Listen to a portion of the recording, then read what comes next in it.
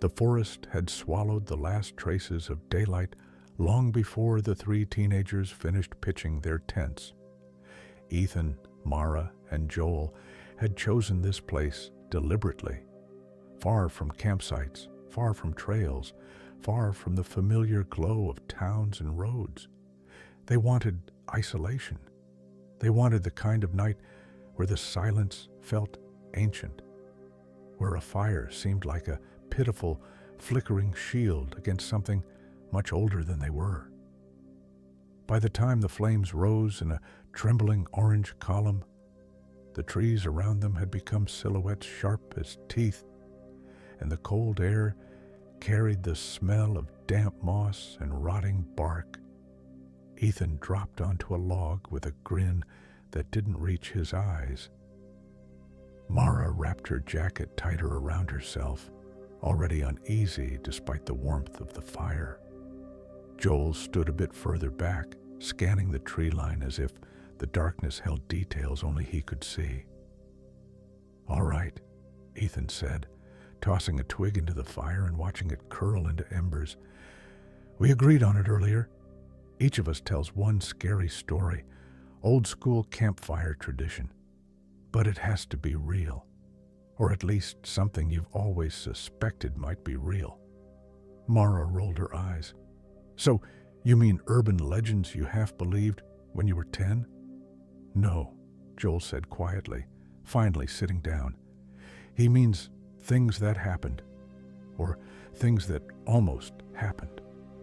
For a moment, the fire cracked loudly, louder than it should have, like something inside one of the logs was splitting under pressure. Mara flinched, but Ethan laughed and clapped once. "Great start. Who wants to go first?" Mara didn't. Joel didn't. And Ethan knew he'd have to. So he took a breath, leaned forward so the flames pulled sharp lines across his face, and began speaking in a low, deliberate voice. He told them about a boy in his neighborhood years ago, someone Ethan never met, but whose name he kept hearing whispered by older kids. A boy who vanished one autumn night on a road that cut through a patch of forest not unlike the one they were camping in now. Search parties found nothing, no evidence, no clothing, no tracks, only his bicycle lying in the ditch, wheels still spinning when a couple walked by minutes later. The local rumors said that the boy had talked for weeks about someone calling his name from the woods, always after dark, always in a voice that sounded just familiar enough to draw him closer. Neighbors thought he was imagining it. But the night before he disappeared, he told his sister he heard their mother calling him from deep in the forest, except their mother had been away on a business trip. As Ethan spoke, Mara felt the darkness beyond the fire tighten, like the forest was leaning in to listen. She pushed her hands under her legs, trying to stop them from trembling. Joel didn't blink once. Ethan continued, describing how, after the boy vanished, several locals also reported hearing voices at night, voices of family members calling them, always from the woods, always distant, always wrong. People stopped walking alone after sunset. Some swore they felt watched. Some said they saw shapes between the trees that weren't shaped right at all. By the time Ethan finished, the fire seemed dimmer. Mara looked over her shoulder instinctively, expecting to see someone standing behind her. "You're making it up," she muttered, but her voice cracked slightly. "Maybe," Ethan replied, "but that whole area was blocked off for years. They still say it's cursed." Joel exhaled slowly, as if he'd been holding his breath. "Nice," he whispered. "Nice start." Then Mara said she'd go next, if only to distract herself from the feeling that something in the woods had paused when Ethan began talking and had only just begun moving again. Her story was longer, more detailed, and far more unsettling. It was about her uncle, a man who served as a volunteer firefighter in a rural town 2 hours from where she and the boys lived. He'd told Mara this story only once, at a family party, when he was slightly drunk and unusually talkative. That night, he'd leaned close and said there were things firefighters didn't mention in reports, things they didn't talk about at all because no one would believe them. He told her about a house they were called to one winter, an abandoned place deep in the woods, one that had no electricity, yet neighbors swore they saw lights flickering inside late at night. A passerby reported seeing smoke. By the time the crew arrived, the house wasn't burning, but something was wrong. Windows were fogged from the inside. All doors were locked from within. They had to break in. Mara's uncle entered first. The air was icy, colder inside than the freezing forest outside. The house stank of wet soil and something metallic. In the living room they found footprints, bare footprints, leading in a perfect circle across the floorboards, dozens of loops, as if someone had been walking for hours. But no one else was inside, or so they thought. As her uncle searched the back rooms, he heard breathing, not human breathing, slow, thick, as if the lungs belonged to something large and heavy. He and another firefighter swept the house twice, found nothing. But the breathing didn't stop. It followed them, room to room, growing louder, always behind them, never approaching, never fading. Her uncle and his partner left without finishing the sweep. They refused to go back in. The official report never mentioned the breathing, but her uncle swore every word was true, and that he'd sometimes wake at night, hearing the same slow exhale beside his bed. When Mara finished, Joel nodded once. "Good," he whispered, though his tone carried something colder. "Really good." Then the wind shifted. A low gust curled through the trees, scattering sparks from the fire. The temperature dropped so fast Mara's breath turned visible. Something moved in the darkness. Ethan saw it first, a shape sliding behind the nearest cluster of pines. "Probably a deer," he muttered, though even he didn't believe it. Joel didn't look away from the trees. His jaw tensed. "My turn." He didn't sit closer to the fire. He didn't shift forward dramatically. He simply began speaking, his voice flat and level, as though recounting a memory he'd spent years trying not to think about. He said he'd been followed once, not by a person, not by an animal, but by something that didn't belong in daylight. When Joel was 9, he lived near a valley with a walking trail that wound through thick undergrowth and old stone ruins left behind by settlers long gone.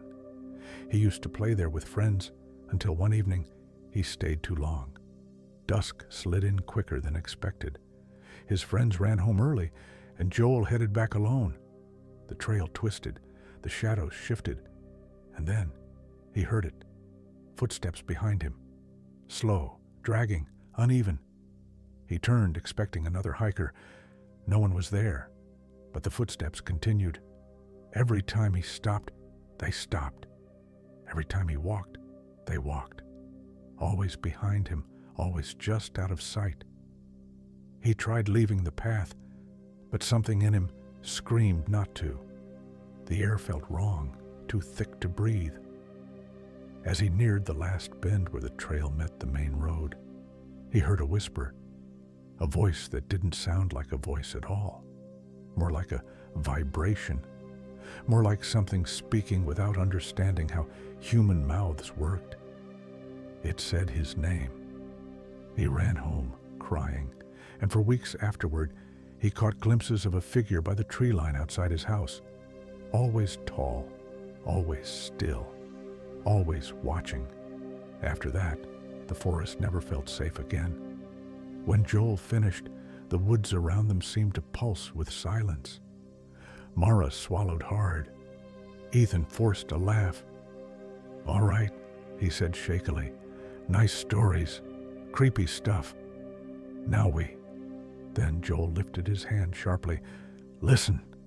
The fire crackled. The wind hissed. And then, a footstep. A single deliberate footstep in the darkness behind them. Mara jerked around so violently she nearly fell. Ethan froze. Joel slowly rose to his feet, his eyes wide, pupils blown dark. Another footstep. Closer. "Someone's messing with us," Ethan whispered, but his voice sounded smaller than ever. No one answered. The fire flickered violently, shrinking, as though something was pulling the heat from it. Mara's breath turned misty again. Joel took a single step back toward the others. Then, from the trees, a voice drifted out. A woman's voice. Soft, distant, wrong. "Ethan." Every bone in Ethan's body turned to ice. Mara reached for his arm, but he yanked away, shaking his head. "That sounded like..." he began, but the words caught in his throat.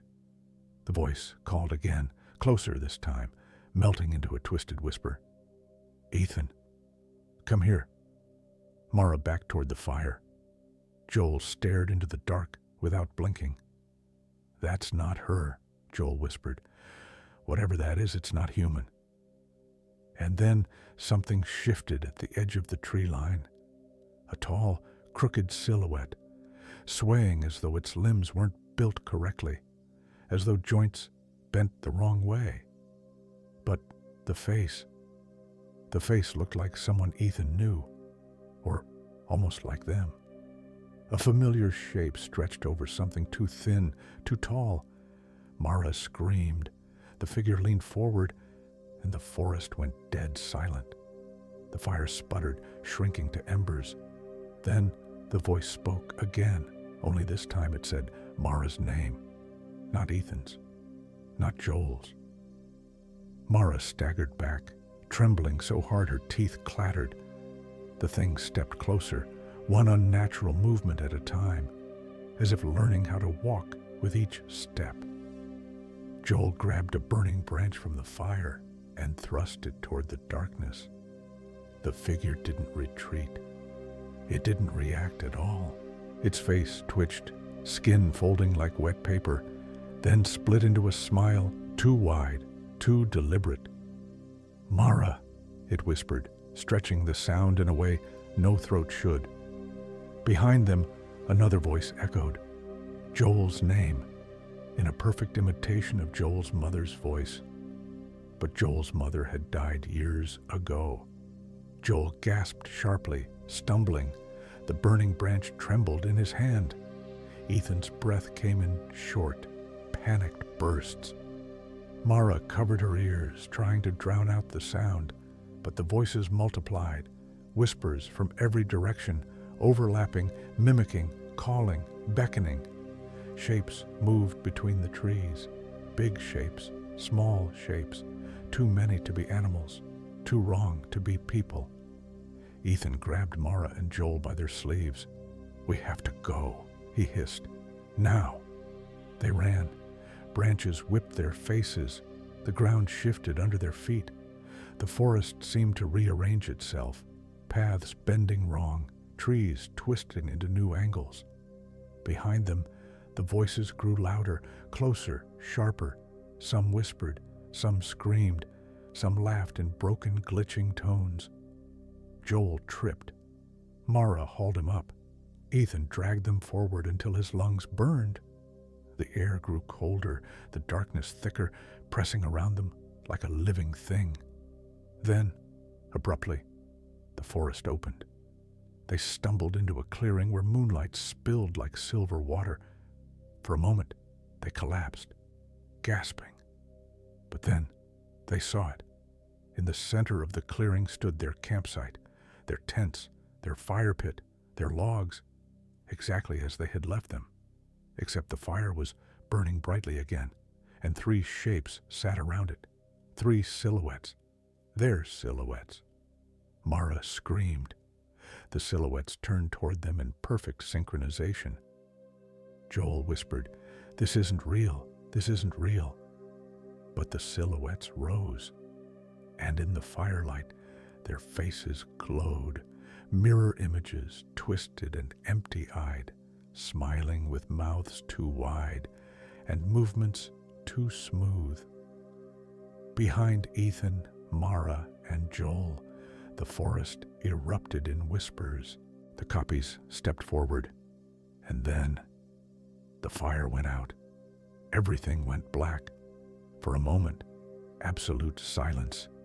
Then, a breath.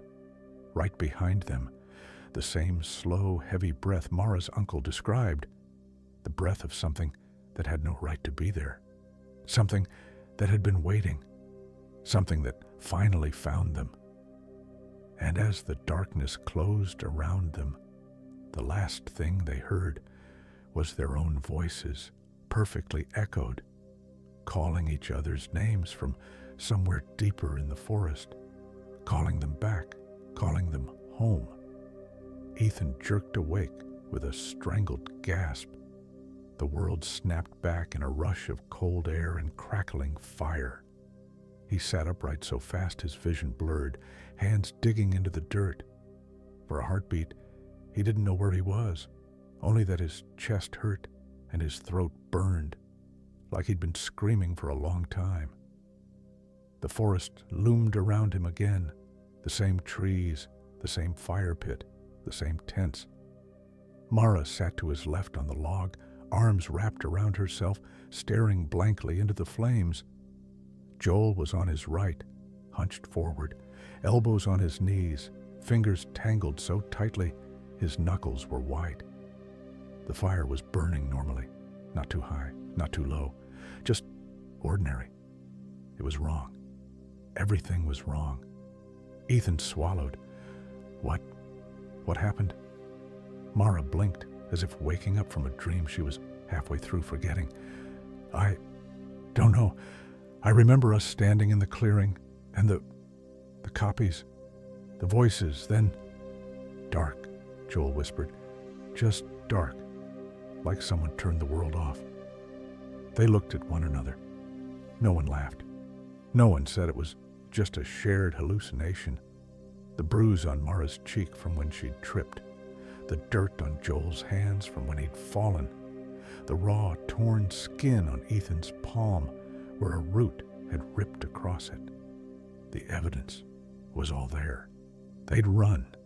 They'd fallen. They'd screamed. And then, somehow, they were back where they started. The fire crackled quietly, throwing sparks up into the dark. For a long moment, none of them spoke. The night pressed against them like something listening.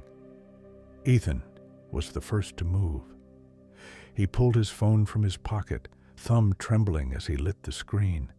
His stomach dropped. "It's 2:37, he whispered. "In the morning." Mara checked her own phone. "Same." She frowned. But that's not possible. It was only, 11 when Joel started his story? "Yeah," Joel muttered, "about that."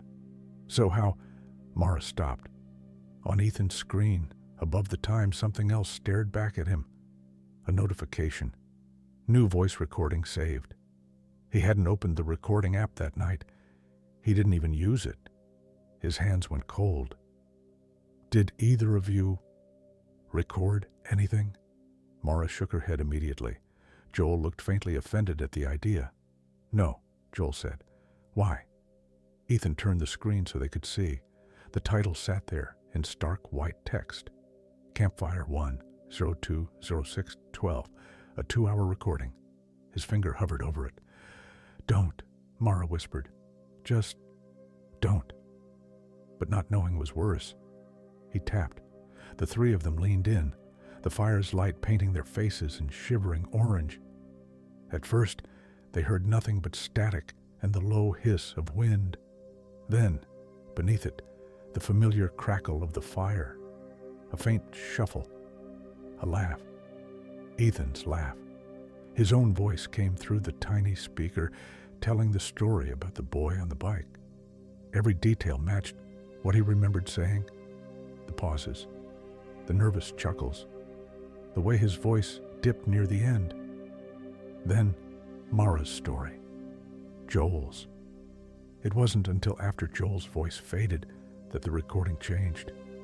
There was the sound of someone moving quickly, branches snapping, breath coming in gasps.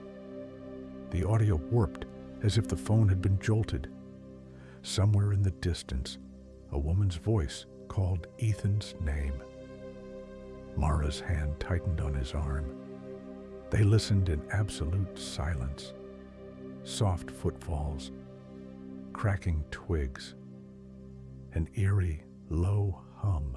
Then came something else, something Ethan didn't remember experiencing, but that his phone had captured perfectly. A whisper, not in the distance, not out in the trees, right beside the microphone. Closer, it breathed. Closer, closer, closer. The voice was not human. It was like wind trying to form words, like leaves grinding over gravel, forced into syllables. Ethan stabbed at the screen and stopped the playback. The woods around them felt tighter, as if every tree had leaned closer by an inch. "Okay," Mara said, her voice thin. "Okay, we're leaving. Right now. We grab our stuff, we go back to the car, we drive until there aren't any trees anymore. Deal?" No one argued. They stood as one, moving with the stiff, robotic movements of people not wanting to turn their backs on something unseen. Ethan stomped out the fire with a shaking boot, scattering embers, watching the last fingers of flame vanish into black. The dark that followed felt thicker, heavier. His phone's flashlight cut a pale cone through the night. Too small, too weak for the enormous forest around them. Mara flicked on her own. Joel did the same. They worked fast, sleeping bags jammed into sacks, tent poles yanked free and bundled without care, food clumsily shoved into bags. No one spoke. No jokes. No complaints about the rush. Every small sound, every zipper, every snap of fabric seemed too loud.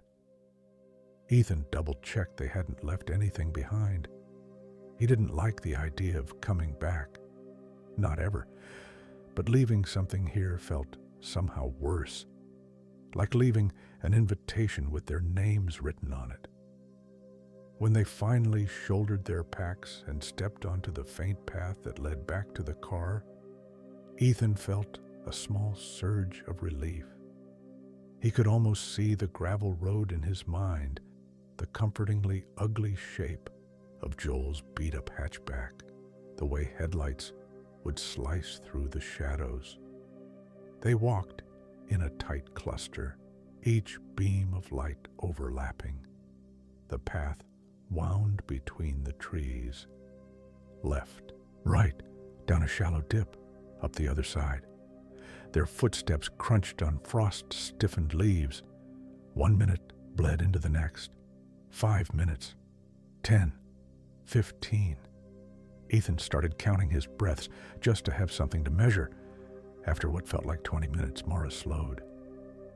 "Did we pass this already?" she whispered. Ethan looked where she pointed.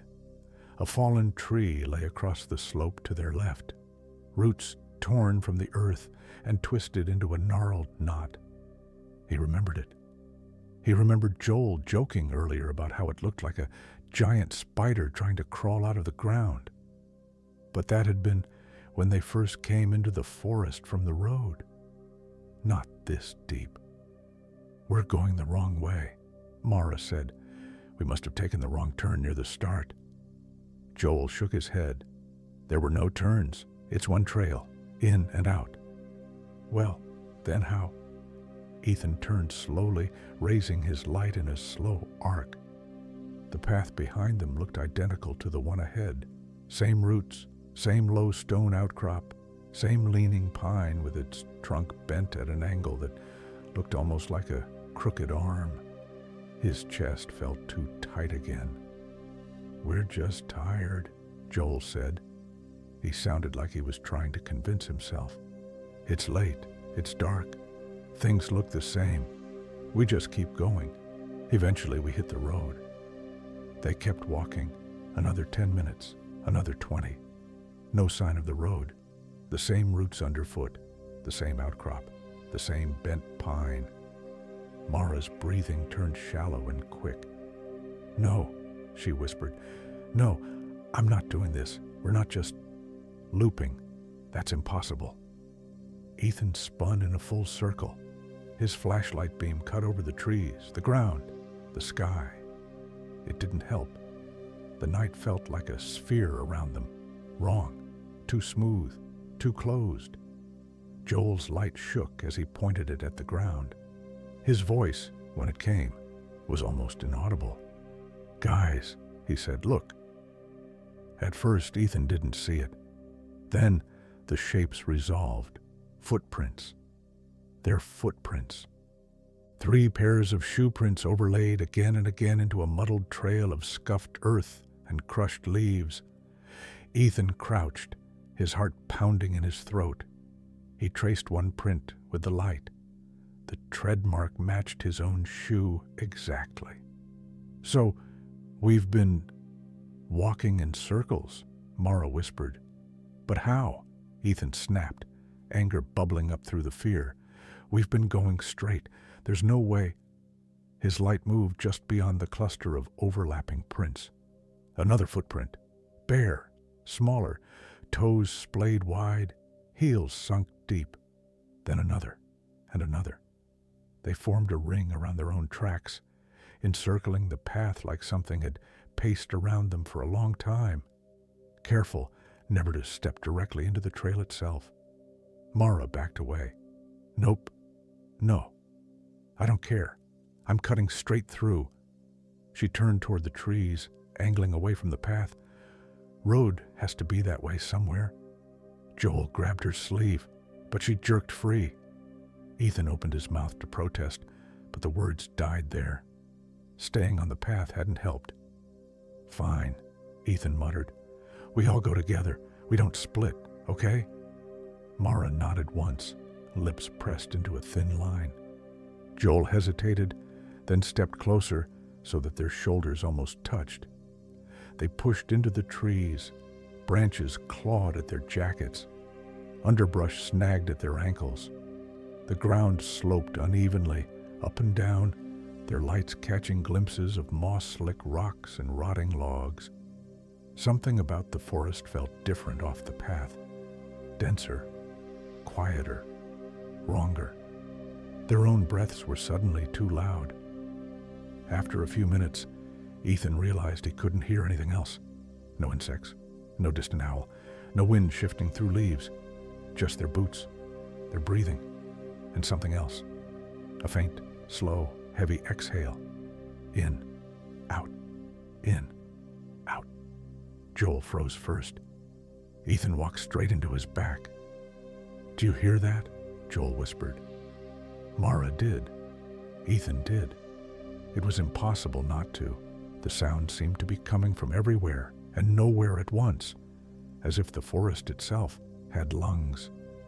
Ethan's mind flashed back to Mara's story, her uncle, the house, the breathing that followed them from room to room. "This isn't funny," Mara whispered. This can't be happening." The breathing grew louder, closer. Ethan swung his light in frantic arcs. It painted the trunks of trees, the tangled undergrowth, the ragged edges of bushes. Nothing stood there. Nothing moved. But he felt it. On the back of his neck, on his hands, in his chest. As though something enormous stood just out of sight, leaning close enough that its unseen mouth hovered inches from their skin. "Back to the path," Joel said hoarsely. "Now." They stumbled in what they thought was the direction they came from, but the forest had rearranged itself while they weren't looking. Every tree looked unfamiliar. Every shadow was too deep. The breathing followed, always behind them, never ahead, never fading. Mara started muttering under her breath. Ethan couldn't make out the words, just the tremble in them. Then his phone vibrated in his hand. He nearly dropped it. A new notification slid across the screen, new voice recording saved. He hadn't opened the app. He hadn't touched anything. The title appeared automatically. Closer 200037. He didn't play it. He couldn't. The forest thinned suddenly, trees pulling back to reveal a shape looming in the dark ahead. At first, Ethan thought it was another outcrop, like the rocks near the start of the trail. Then his light hit straight lines, corners, a door, a house. An old sagging two-story structure squatted in the middle of the trees, like something that had grown there instead of being built. The wood was dark with age and moisture. The windows were opaque with grime. A collapsed porch leaned inward, half swallowed by moss. Mara stopped dead. "No," she breathed. "No, no, no. That's... Don't say it," Joel cut in sharply, but Ethan already knew what she'd been about to say. Her uncle's house, the abandoned one, in the woods, with the footprints and the breathing. Joel pointed his flashlight at the front door. The wood there was splintered around the knob, as if someone had broken it open once. A chill crawled up Ethan's spine. "We're not going in there," Mara said. "We are not." "Look around," Joel snapped. "Do you see any other way? Do you see a road? A landmark? Anything?" Ethan turned. Nothing but trees. Endless, repeating, identical trees. He swallowed hard. It might be the same house. Or it might just look like it. Maybe. "Does that help?" Mara demanded. "Does that actually help you?" No, it didn't. Joel stepped forward onto the sunken porch. The wood creaked under his weight, but held. "We don't have to stay," he said, voice tight. "Just look, maybe there's a map, or old tools, or something we can use. Or maybe, I don't know, maybe whatever this is wants us to go in, and maybe we can end it there." Ethan didn't like the way he said that. We can end it there, like an offering. Still, the forest behind them seemed to breathe in, waiting. Inside, at least, there would be walls, a roof, something between them and the open dark. Ethan stepped up onto the porch beside Joel. Mara cursed under her breath, then followed, staying as close to the center of the boards as she could. Joel pushed the door. It swung inward with a long, complaining groan. Cold poured out, colder than outside, colder than winter. Their breath billowed immediately, thick and white. The smell hit them next, damp mold and something metallic that made Ethan think of old coins and rusted nails. They stepped inside. The floorboards were warped and soft, but mostly intact. Dust lay thick over everything, undisturbed for what should have been decades. Yet the center of the room was marked by a pattern of cleaned wood. Footprints. Bare. Circling. Again and again. In a perfectly repeating loop. Joel's light shook visibly now. "This looks like what my uncle described," Mara whispered. Ethan's phone vibrated a second time. New voice recording saved. Inside 00111. He wanted to throw it across the room. Instead, he shoved it into his pocket, as if that could stop whatever was happening. The breathing followed them in. They heard it clearer now, reverberating through the walls, echoing in the floor under their boots. It was slower in here, deeper, as if they were closer to the lungs of whatever was making it. Mara hugged herself tightly. We need to get out. We need to get out right now. Joel didn't move. His gaze was fixed on the far wall, where something had been scratched into the wood. Ethan raised his light. Words carved with something sharp and unsteady. Don't tell it your name. Beneath the warning, a series of lines, all gouged in frantic strokes. Don't answer when it calls. Do not turn around. Do not tell stories. The last part had been underlined so many times the wood had broken away. Mara grabbed Joel's arm. We already did, she whispered. We already told stories. Ethan counted the lines, his heart sinking. 3 sentences, 3 warnings, 3 people. Joel stepped closer, his lips moving silently as he read. His shoulders hunched in toward his chest, as if bracing for a blow. Then he said too quietly, I think I know what this is. The breathing swelled, as if in response. Ethan turned to him slowly. What is? This place, this forest, this thing? Joel swallowed hard. I lied earlier. Mara stared at him. About what? The story I told, Joel said. About being followed when I was 9. It didn't happen just once. It wasn't just a weird day that scared me. It never stopped. He turned his light downward as he spoke, not meeting their eyes. After that first time on the trail, I saw it more. Not full on, just pieces.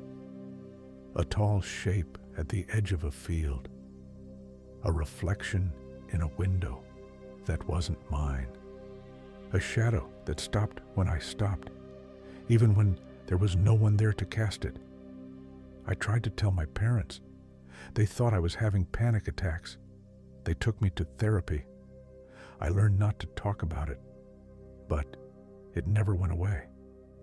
The air in the room seemed to freeze. So why didn't you tell us that before? Mara demanded. Because I thought. Joel laughed, a harsh, broken sound. I thought I'd left it behind. The last time I really saw it, I was 13. I woke up and it was standing in the corner of my room. I couldn't see its face, just the shape. It moved wrong, like it was remembering how to be human. I closed my eyes and pretended to be asleep. When I opened them again, it was gone. After that, nothing. For years. I thought I'd grown out of it. Night terrors or something. He finally looked up, his eyes shining too bright in the flashlight beams. Then, 2 months ago, I started dreaming about this forest, a clearing, a fire, 2 people sitting with me, a voice telling me to come back, over and over. I tried to ignore it. Then Ethan mentioned the camping trip. Same forest, same weekend, same idea about telling scary stories. He let that hang in the icy air. You didn't think to tell us any of that? Ethan asked quietly. No, Joel said, because I thought if I didn't say it out loud, it wouldn't be real. Mara's voice shook. And what do you think now? Joel gestured at the carved warnings, the looping footprints, the house around them. I think it needs us to talk. It needs stories. It listens when you describe things you're afraid of. Then it builds them, copies them, wears them, voices, people, memories. It's like those parasites that mimic whatever they feed on. Only this one uses fear and words instead of flesh. The breathing surged, rattling the windows in their frames. Ethan's phone began to vibrate again in his pocket, along with Mara's and Joel's. A chorus of buzzing, a chorus of new recordings being created without their consent. Mara fumbled hers out, her screen filled with file names. Campfire 2, Walking 1, House 1, Whisper 3. Over 20 files were appearing one after another, the list growing faster than she could read. "It's recording us," she whispered. "Everything we say, everything we do." Ethan's mind raced. Why? What does it need them for? Joel stared at the screen. "Patterns," he said hollowly, "so it can replay them, change them, study them." A faint creak sounded above them. All three lights shot up. The ceiling groaned. Slow footsteps moved across the floor overhead. Slow, dragging, uneven. Exactly like the footsteps from Joel's story. Mara clamped a hand over her mouth. The breathing synchronized with the steps now. Exhale with each forward drag, inhale in the spaces between. "We have to leave," Ethan whispered. "Right now. I don't care where we end up. We cannot stay in this house." Joel backed toward the door without argument. Mara was already halfway there. The footsteps upstairs stopped. The breathing did not. Ethan heard the faint sound of something leaning over, a crack in the wood, a shift in weight. Then a whisper from directly above, muffled only slightly by the ceiling. "Ethan." The voice was his mother's. Perfect, warm, gentle. "Don't," Joel hissed. "Don't answer. Don't move. Don't look up." Ethan's throat burned. His chest ached so sharply he thought something inside might break.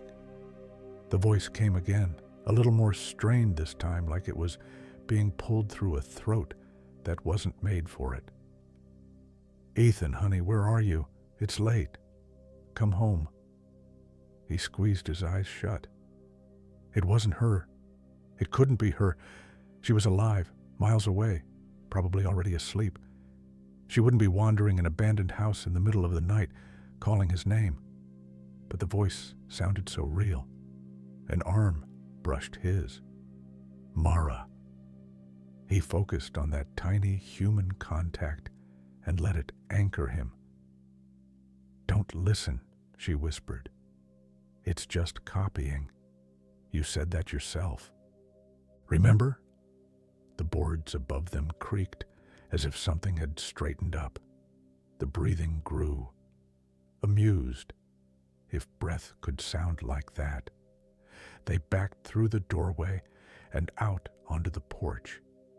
The instant they crossed the threshold, the temperature shifted, still cold, but less suffocating. Less inside the freezer kind of cold. Behind them, the door swung slowly shut on its own. The breathing dulled, like sound heard from underwater. For a second, they all stood there, stunned and shivering, their lights playing over the twisted trees around the house. "Now what?" Mara asked, voice numb. "Now," Joel swallowed. "Now we try something different." Ethan gave a short, disbelieving laugh. "Different how?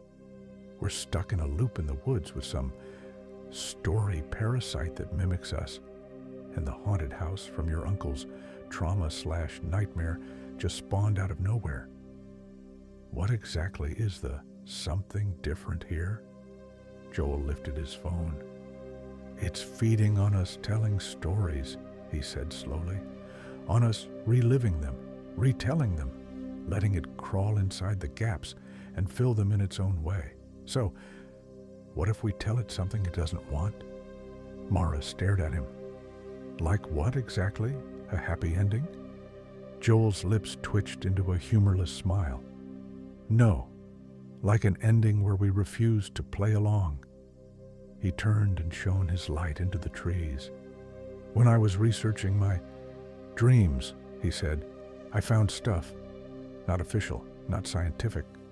Old threads on dead forums, scans of handwritten notes, screenshots of posts that don't exist anymore. People talking about something in remote forests, abandoned buildings, empty highways.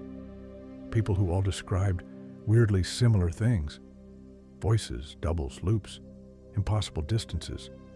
They called it different names, but one stuck with me." He looked back at them. "They called it a repeater." The word hung in the cold air. Repeater? Ethan echoed. Because it survives by repetition, Joel said, by replaying what you give it over and over, each time with little edits, until you can't tell where your fear ends and its shape begins. You tell a story once, it scares you. You tell it again, it nestles deeper. It starts adding details you don't remember, until its version feels truer than your own memory. That's why people go back to places like this even when they know they shouldn't. That's why survivors keep talking, even when telling it makes it worse. It needs you to keep the pattern going, like a song that only exists as long as someone remembers the melody. Ethan thought of the way his story about the missing boy had always lingered in his mind, popping up in quiet moments. He thought of how Mara's uncle had never truly stopped telling his story, how it still woke him up at night. He thought of Joel, haunted for years by something that might have started as a camp story someone else told him. What does that help us do? Mara asked, because I'm not feeling any less trapped. Joel's gaze dropped to his phone again. We stopped giving it the same pattern, he said. We stopped being predictable. We stopped telling the story it expects. We rewrite it. He looked up at Ethan specifically. You said earlier that the boy with the bike just vanished, Joel said. But you don't know that. That's just where the story you were told ends. Maybe he didn't vanish. Maybe he ran. Maybe he got away. Maybe he told someone what he saw and they listened. That part is missing. That gap is where it lives. So we close it. Ethan shook his head. You think just saying that out loud is going to change this? Joel shrugged stiffly. I think it's better than walking in circles until we drop. Mara rubbed her face. So what? We all stand here and improvise new endings to our nightmares while the forest thing that can copy our parents breathes on us. Joel nodded once. Basically. And if we're wrong? Joel didn't answer that. The forest answered for him. An echo of Joel's earlier story drifted through the trees, a vibration more than a voice, saying his name in that broken, not quite human tone. Joel. He flinched. Ethan's own name followed. Ethan. Then Mara's. Mara. Not in their parents' voices this time. In theirs. Their own voices, warped and stretched, calling to themselves from somewhere deeper in the woods, repeating. Repeating. Repeating. Okay, Ethan said, surprising himself with how steady he sounded. Fine. Let's rewrite. They stood in a tight triangle in front of the collapsing house, surrounded by trees that leaned in like a crowd at a performance. Their flashlights threw long, overlapping shadows. Ethan thought of the boy on the bike. He imagined the ditch, the spinning wheel, the empty road. He imagined the voice from the woods calling his name. Then he imagined something else. No one listened to him, Ethan began slowly. He kept saying he heard his mom's voice calling him from the trees. They all said he was making it up. But what if one night, when the voice called, he didn't go? What if he turned and ran straight to his neighbor's house instead, banging on the door until someone opened it? What if the neighbor believed him? What if the boy didn't vanish at all? What if he grew up and left that town and never went near the woods again? The forest seemed to recoil just slightly. The breath faltered for half a second. Mara stared at him, brow furrowed. That's it? Ethan shrugged helplessly. I don't know. I'm not a wizard. I'm just changing the track. Joel nodded. My turn. He took a deep, trembling breath. When I was 9, he said, I thought I was alone on that trail. I thought the footsteps behind me meant I was trapped, that I'd always be trapped. But what if the last time I heard them, when I reached the road, I turned around? What if, instead of running home crying, I walked straight into the police station and told them exactly what happened? What if one of them had heard rumors before and took me seriously? Maybe they searched the valley. Maybe they found something. Markers, old warnings. Maybe they closed the trail and cut the trees down, and whatever was living there had to move on because its pattern was broken. The breathing hitched again. The trees rustled, though no wind blew. Mara chewed her lip, then exhaled sharply. Fine, my turn. She swallowed, voice shaking. My uncle. He went into that house and heard breathing follow him from room to room. It haunted him. It stayed with him. But what if that wasn't the real version? What if he'd brought someone else that night? Another firefighter who didn't scare easily? What if that person traced the breathing back to its source and found a hidden vent in the wall or some stupid, logical explanation that broke the spell? What if my uncle's story ended with him laughing it off, throwing a party with his crew and telling the story as a joke instead of a warning? Maybe the breathing wasn't a monster back then. Maybe it only became one after he repeated it the wrong way. The last word left her lips and hung in the freezing air. For a heartbeat, nothing changed. Then everything did. The breathing stopped, not faded, not retreated, stopped. The silence that followed hit them like a physical blow. Ethan's ears rang with it.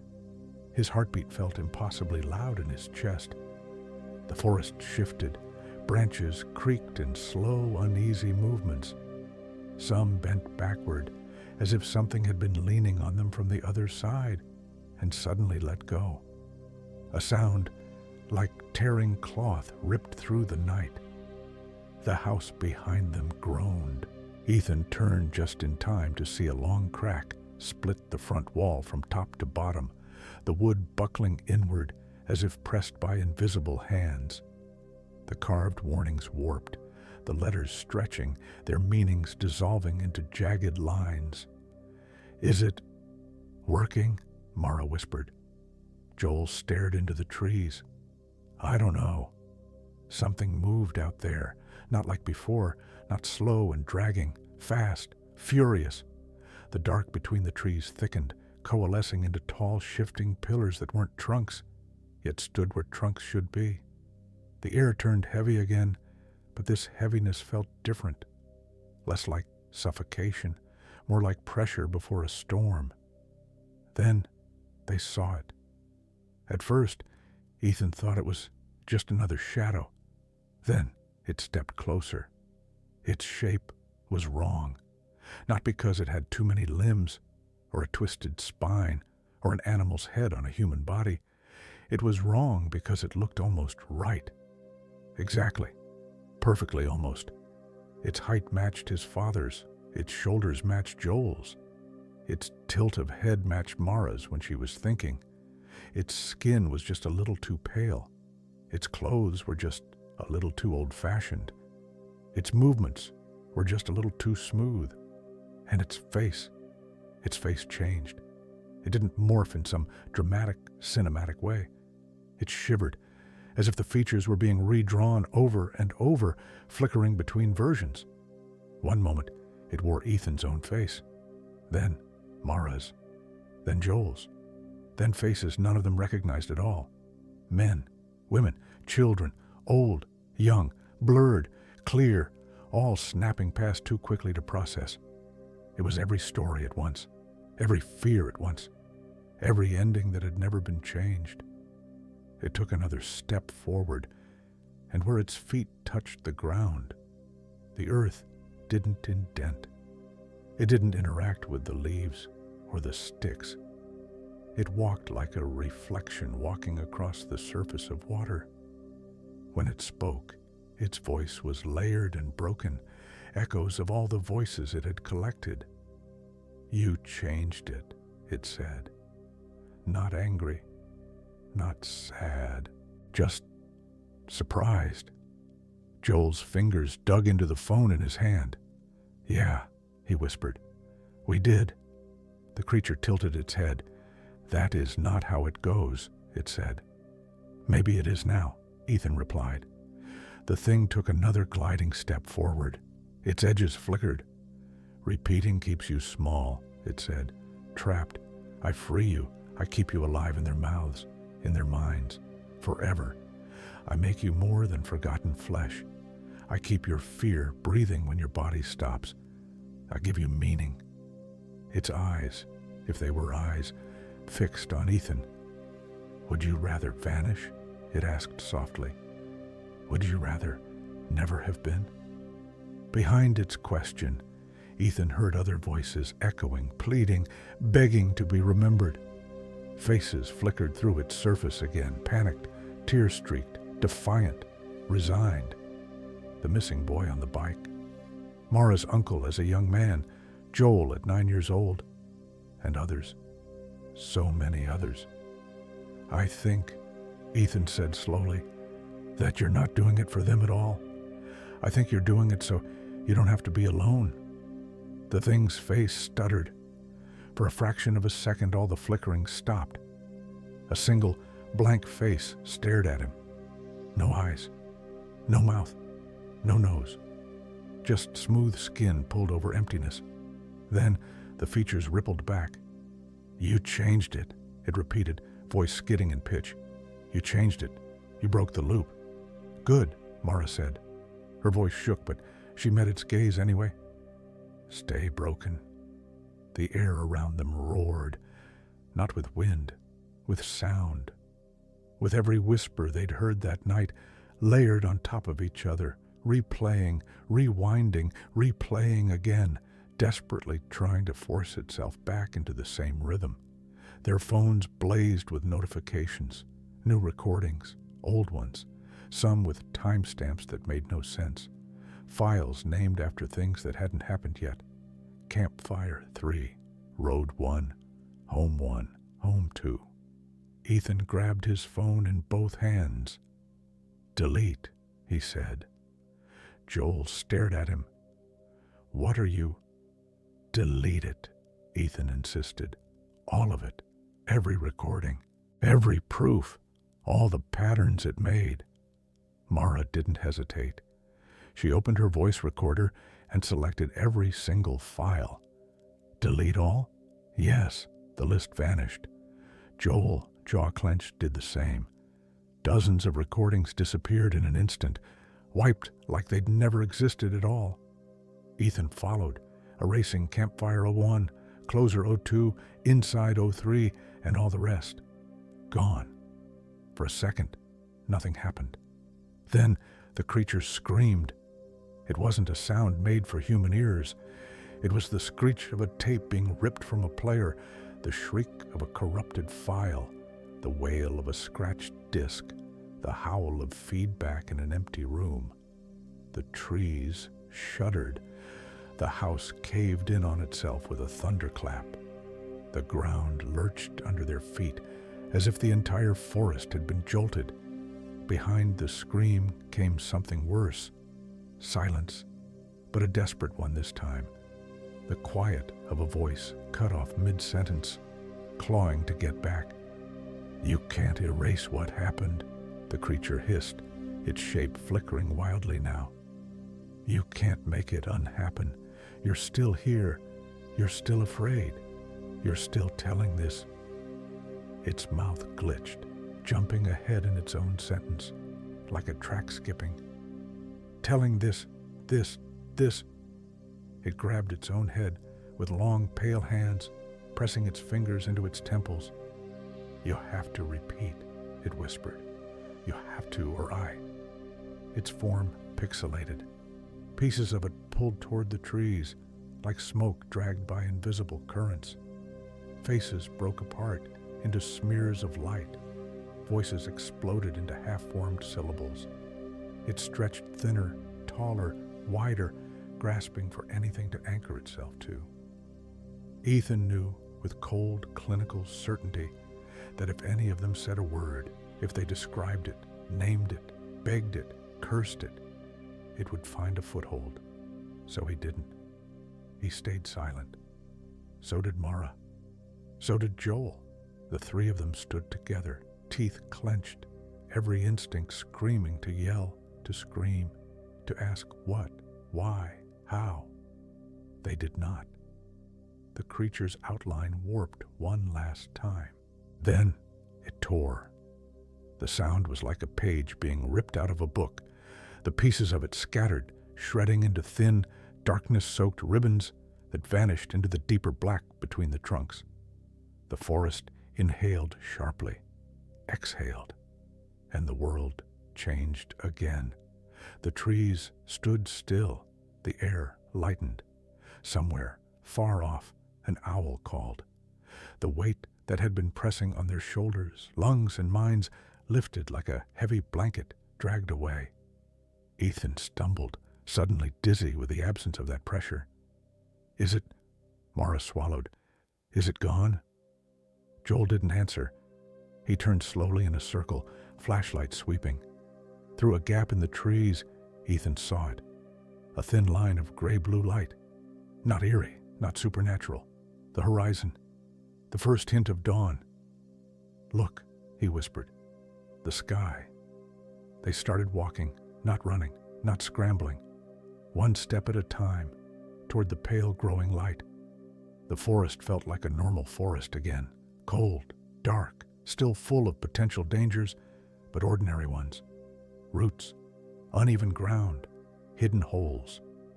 After a few minutes, they saw it. The gravel road, stretching out in both directions, ugly and comforting. Joel's car sat where they'd left it, coated in a thin layer of frost. Mara let out a sound that was half laugh, half sob. They piled in without talking. Ethan slid into the back seat and shut the door, the solid thunk of it sounding like a final barrier between them and the night they'd just survived. Joel started the engine on the second try. As they pulled away, Ethan watched the tree line recede in the side window. For a moment, just as they rounded the bend, he thought he saw someone standing at the edge of the forest, tall, too still. He blinked. They were gone. The world beyond the forest woke slowly around them. Fields, distant houses, the faint glow of a town in the distance. Cars would be on the road soon, people walking dogs, kids preparing for school. Normal life. Ethan's phone buzzed once in his pocket. His stomach clenched. He pulled it out. A banner lit up the screen. Storage cleared. Recently deleted files permanently removed. He laughed shakily, the sound startling in the quiet car. Mara twisted in her seat to look at him. Joel glanced at him in the rearview mirror. "Everything okay?" Joel asked. Ethan nodded. "Yeah, just phone stuff." He hesitated, then opened the voice recorder app. Empty. No files. No new recordings created on their own. No proof that any of it had happened. He could almost pretend it had all been some elaborate nightmare. Almost. His finger hovered over the new recording button. One tap. That's all it would take. He could talk. He could tell someone. He could make it real again, in a different way. Joel's words echoed in his head. Repeating keeps you small, trapped.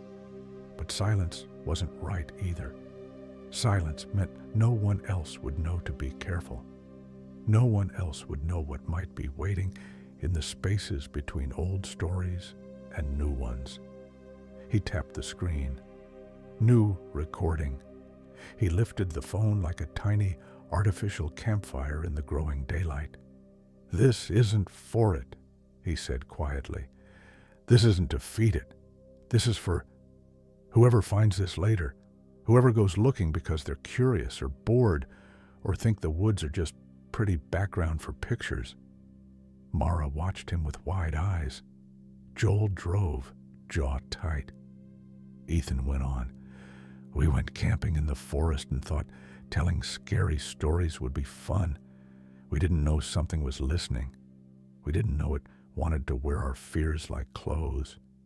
Maybe we beat it. Maybe we just pushed it back for a while.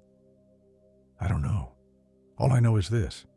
If you go into a place that feels wrong and you feel like you're walking in circles and you start hearing your name in voices that shouldn't be there, stop. Don't answer. Don't tell it your story. Don't give it a loop to live inside. His voice shook. He didn't care. If you're hearing this, you're already close enough that it might hear you back. So, I'm begging you, don't repeat what we did. Don't sit around a fire trying to impress each other with how scared you can be. Talk about something else. Talk about how you're getting out. Talk about why you're not going back. Tell stories that end with you alive and far away from there. He hesitated. The last part came out quieter. And if you can't stop thinking about it afterward, change the ending every time. Make it a little less like a trap and a little more like a door. He stopped the recording. The file saved with a simple name, Forest Warning. Mara exhaled. Do you think that's safe? She asked. I mean, telling it again like that? It's not for it, Ethan repeated. It's for us. For everyone else. Joel nodded slowly. As long as we don't make it the only thing we talk about, he murmured. As long as we don't let it become everything. Ethan looked out the window again. The forest was a distant line now. He could still feel its eyes on his back, but they were getting farther away. What if it comes back? Mara whispered. Joel's hands tightened on the steering wheel. Then, he said, we remember what we did. We don't let it write the script. We don't give it clean loops to live in. We stay messy, unfinished, human. They drove on. Hours later, when Ethan was alone in his room, the house quiet around him. The weight of the night finally crashed down. The forest came back in flashes, breathing, footsteps, flickering faces, his own mother's voice twisted into something wrong. He picked up his phone. Forest Warning 1 sat at the top of the list. His thumb hovered over the delete button. If he erased it, there'd be no record at all. Nothing to prove he wasn't losing his mind. Nothing to share if someone needed to hear it. He thought of the repeater shrieking as its recordings dissolved. He thought of all the warnings carved into the walls of that collapsing house, all the people who'd tried to leave messages and ended up feeding it instead. Ethan left the file, but he didn't listen to it again. He put the phone face down on his desk, turned off the light, and lay in the dark, listening to the hum of the refrigerator, the distant rush of cars, the ordinary sounds of an ordinary night. No breathing, no footsteps, no voices calling his name. Sleep came in pieces. Dreams came in blurs. In one of them, he was sitting at a different kind of fire, not in a forest, but behind a symbol on a screen, a little glowing icon that meant someone, somewhere, was listening to his voice through headphones. People he would never meet, leaning in as he told the story. In the dream, he realized something. Stories didn't just belong to the thing in the forest. They belonged to whoever chose how to end them. He woke with his heart racing. Morning sun spilled through the blinds, ordinary and bright. His phone buzzed with a new notification. A friend had messaged him a link. Hey, isn't this near where you went camping? The message read. People on this forum have been posting about weird stuff in that forest for years. Creepy, right? Ethan opened the link. A thread filled his screen. Stories, rumors, people arguing about whether it was all fake. Some users swore they'd heard voices at night. Some claimed they'd seen their own doubles. Some said it was just a trick of the mind. Ethan scrolled, heartbeat picking up, until he saw a new comment, posted 1 hour ago. No username he recognized, just a simple avatar. The comment read, "Whatever is out there, it listens when you repeat the same stories. Change how you tell them. Change how they end. That's the only way it loosens its grip. Don't give it loops. Give it broken lines. Give it doors." Beneath that, another line. Have you ever told a scary story and then felt like it started telling you back? Ethan stared at the screen for a long time. Then, slowly, he began to type. He didn't write everything. He didn't describe the creature's every detail or the exact sound of its breathing or the specific feel of its voice in his ear. He wrote just enough to warn, just enough to shift the ending. He hit send. Somewhere, countless kilometers away, maybe in the next street over, maybe on the other side of the world, someone would read it. Someone would feel a chill. Someone would look at the dark corner of their room a little differently tonight. But maybe, if they ever found themselves near a forest like that, they would remember. Maybe they wouldn't sit around a fire and invite it in. Maybe they'd tell a different story. He hoped so. Because if they didn't, if they repeated his night beat for beat, word for word, if they walked in circles, played the recordings again and again, carved the same desperate warnings into new walls, then the repeater would have something to grab onto again. It would find a way back, maybe weaker, maybe stronger, but back. And if that ever happened, Ethan knew one thing with terrible certainty. It wouldn't just be listening in the woods anymore. It would be listening wherever people gathered around their new campfires. Screens glowing in dark rooms, voices spilling from speakers, stories playing on loop for anyone who clicked. It would be listening, waiting, hungry. So now the story is in your head too. Somewhere in the quiet between these words and the room around you, something might be leaning closer, curious which ending you'll choose to remember.